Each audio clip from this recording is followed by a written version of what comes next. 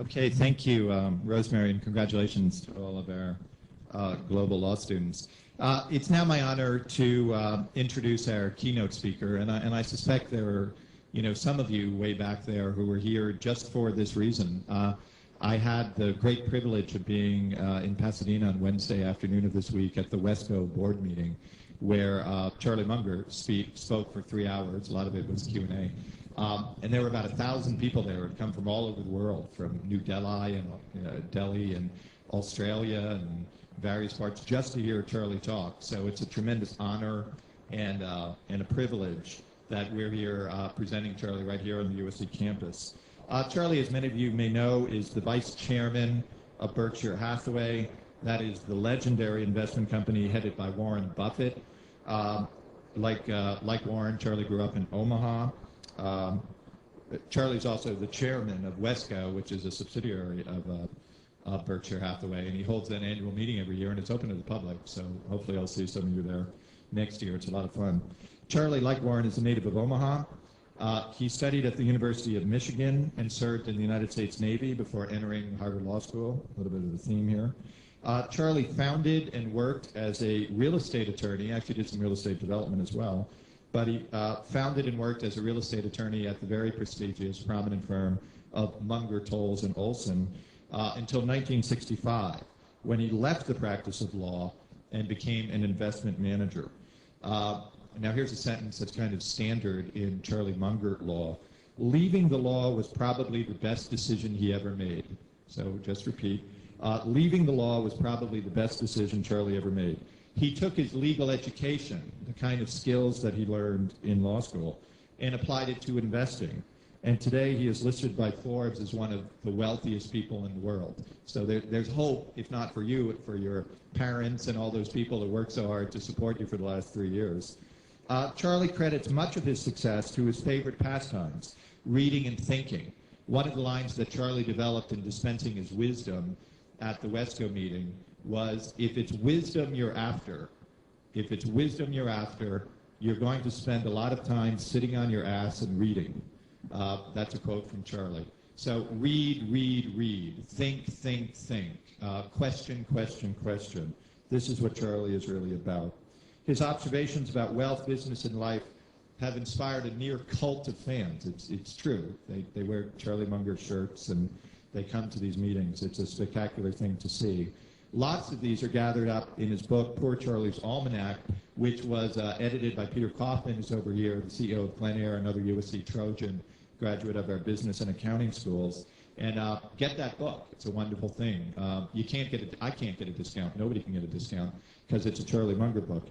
But it's called Poor Charlie's Almanack, and it's a collection of speeches and witticisms and thoughts that's tremendously powerful. Here's just an example in one of my favorite Mungerisms. Quote, all I want to know, the only thing I want to know is where I'm going to die, so I will never go there. That's just Charlie. Another thing we heard both at WESCO and again this morning, we had breakfast with Charlie, which was a lot of fun. But a saying attributed, I think this is from Warren, but take the high road, you'll find it less crowded. So that's the way Charlie thinks. He's a brilliant man. He's been a friend, a mentor throughout the past year.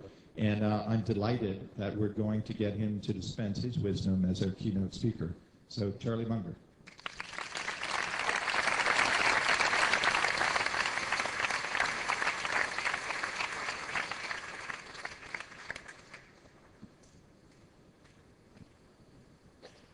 Well, no doubt many of you are wondering why the speaker is so old.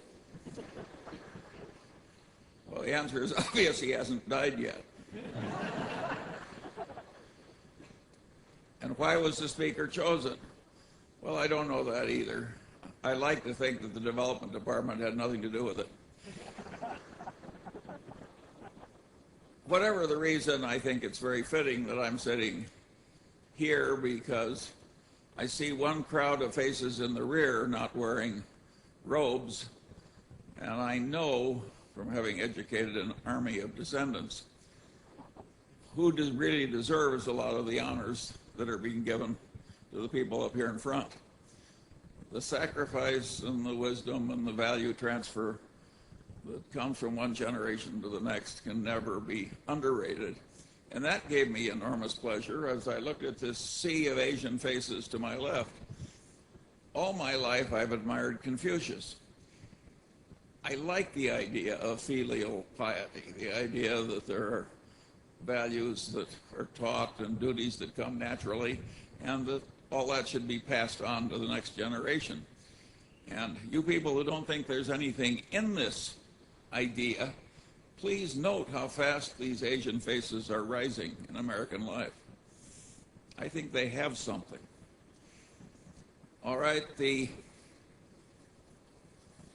I scratched out a few notes, and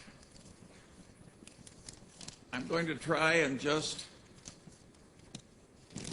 give an account of some ideas and attitudes that have worked well for me. I don't claim that they're perfect for everybody, although I think many of them are pretty close to universal values, and many of them are can't-fail ideas.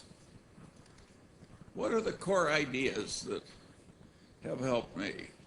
Well, luckily, I got at a very early age the idea that the safest way to try and get what you want is to try and deserve what you want. It's such a simple idea. It's the golden rule, so to speak. You want to deliver to the world what you would buy if you were on the other end.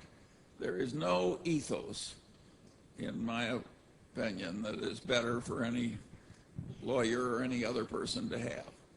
By and large, the people who've had this ethos win in life, and they don't win just money, just honors and emoluments. They win the respect, the deserved trust of the people they deal with. And there is huge pleasure in life to be obtained from getting deserved trust.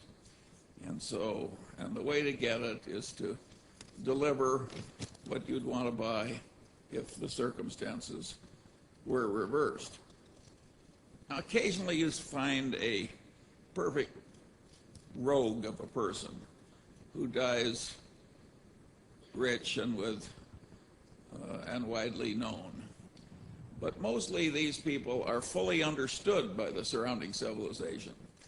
And when the cathedral is full of people at the funeral ceremony, most of them are there to celebrate the fact that the person is dead. And that reminds me of the story of the time when one of these people died and the minister said, "It's now time for someone to say something nice about the deceased." And nobody came forward. And nobody came forward. And nobody came forward. And finally one man came up and he said, "Well, his brother was worse." That is not where you want to go. That's not the kind of funeral you want to have. You'll leave entirely the wrong example. A second idea that I got very early was that there's no love that's so right as admiration-based love, and that love should include the instructive dead. Somehow I got that idea, and I've